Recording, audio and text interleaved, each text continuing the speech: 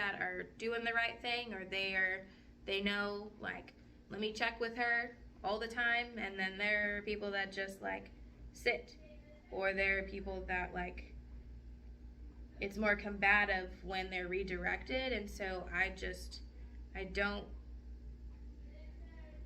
really do well with that group. Okay. And I'm Right. So I hear that. And so what we are going to try to do is we're going to try to use that strategy of narrating the positive to see if you can build a better rapport with that third group.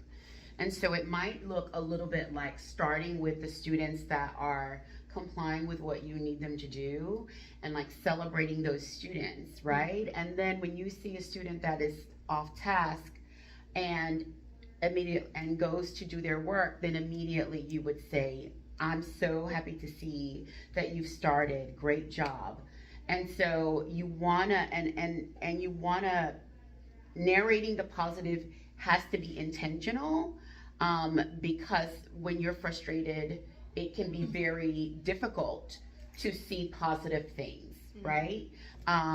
So let's write a couple of things down that you want to say in your class that is going to narrate the positive. So while you're writing, I'm going to also be writing some things, and then we'll compare notes.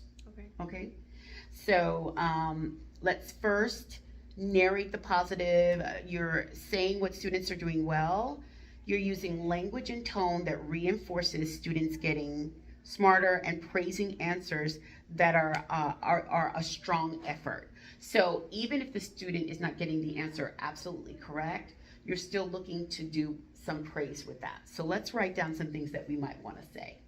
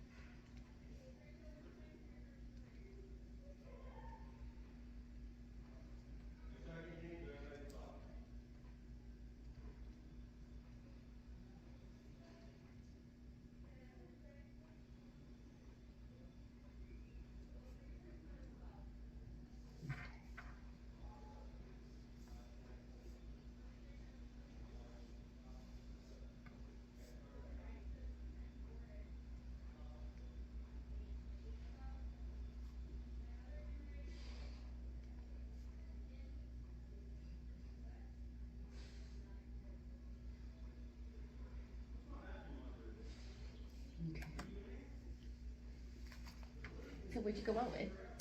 I said I love how you like blank. I love that you have, your iPad out in your keynotes. I see that you have your things open. Thank you. Or thank you for having your notebook out, open and ready to what page.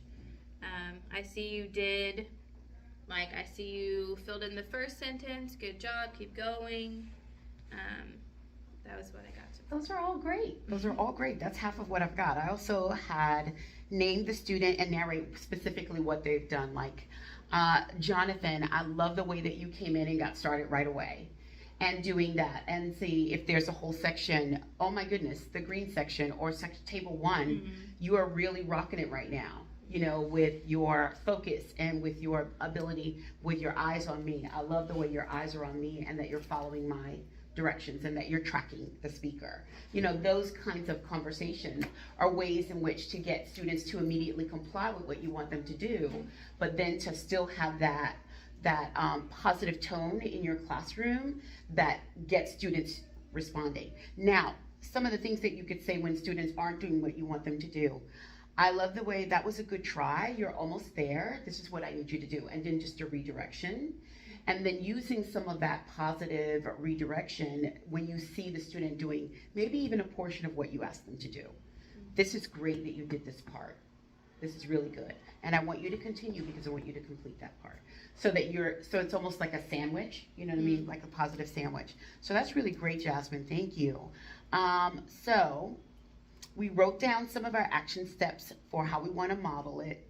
And then what we can do is we can add to those things, because I think that for you, what happens is that when you get frustrated, there isn't a go-to, thing that you have in the back of your mind. Okay, Yeah. let me narrate the positive.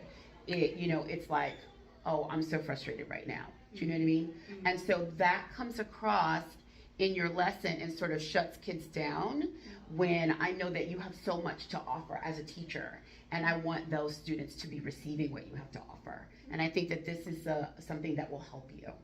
Does that make sense? Yeah. Do you have any questions for me? No, I don't think so. Okay, so now we're at the very important part. We're gonna practice really quick. I'm gonna be your student. Okay. And let's get up and practice. Okay, so I'm gonna come into the classroom, and your expectation is that I come into the classroom and I pick up my iPad and that I get ready. Mm-hmm. Okay? And so you can give me those directions, and then Okay. I will step out and I'll do those things. Okay. Do you want to do it like how I do it? Like I tell them out there? Yep. Okay. All right. Okay. Okay. Okay. So I'm here, and I say good morning, whatever your class name is, and you say good morning, Lauren. Okay. So when you go in, you find your seat. You're gonna open your iPad to Keynote, and I'll know you're ready to get started. Got it? Got it. Okay.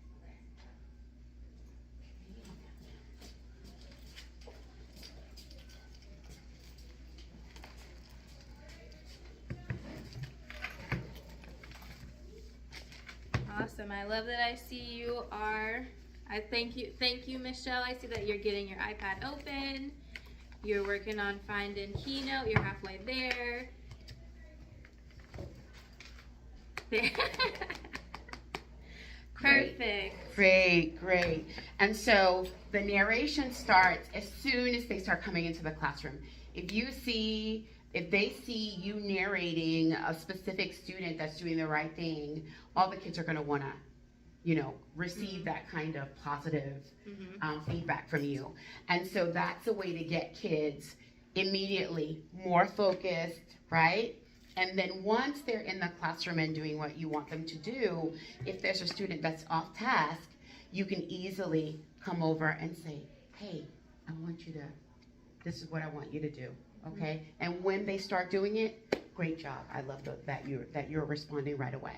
When you come in next time, I want you to start right away, okay? And so preparing yourself for when a student is not on task or not following your direction, with how you're going to respond in a positive way, in a positive tone, really is going to be like clutch for you, I think. Okay. What do you think about that? How was that? How did that feel? That's a little good. Weird. Yeah, I mean, I do that, just not probably at the amount that I need to. So that's just a reminder to up it to Right. for how many. And to be conscious about it, and to really be conscious